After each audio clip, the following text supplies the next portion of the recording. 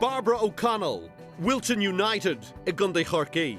Like most kids, really, like the love of football came starting outside the front with all our friends as kids. And then obviously I joined Wilton when I was about 12 or 13, and ever since I've just been obsessed with the game, really.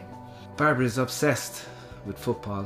Football is pretty much number one outside of her kids. I'm probably a close third. But there was always that ambition. I always wanted to play League of Ireland. Eventually in 2015 I decided, you know, if I don't do it now I'll never do it. Niall O'Regan, the manager of Cork City at the time, approached me and asked me would I be interested. So I said I'd give it a go, and I played, you know, for 2 seasons. It was fantastic and I loved it. But then it came to a stage when it was kind of clashing with the girls, my kids' games. So like after 2 seasons I felt, you know, I had done it, did what I wanted to do, play at that level. But then I was delighted to return back to Wilton United and play still very competitively.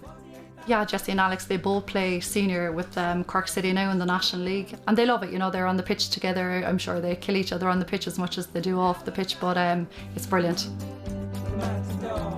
It was always just football growing up, and it was something that was like a part of life you just did, and that was it.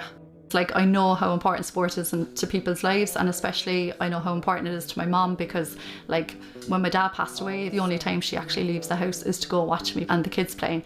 I come out to all the matches because I love it, and I followed Jessie and Alex everywhere, and Barbara like. For our Barbara Bosca Tubban, nur a chuig a hacht to hinne, cúpla bliain ó hin.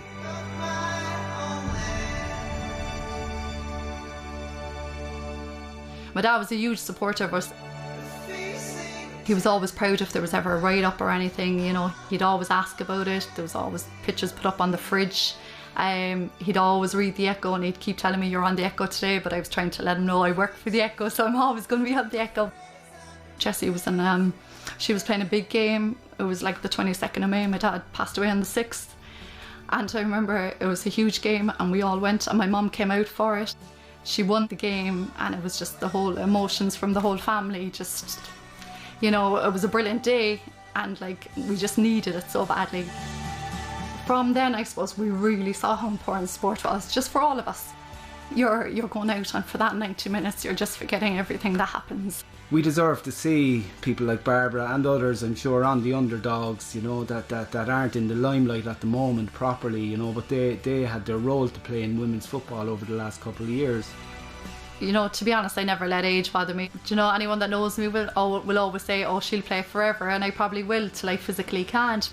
Football will always be a part of her life. How could it not? How could it not be? It's been the main part of her life until now. Why would it be anything else? I suppose I decided to apply just because, you know, one last challenge before I do hang up the boots maybe in a year or two, whatever it may be. So I said, look, just give it a go and see how it goes. It'd be great to look back on something that is televised and watch her and show our kids in the future what our mum did.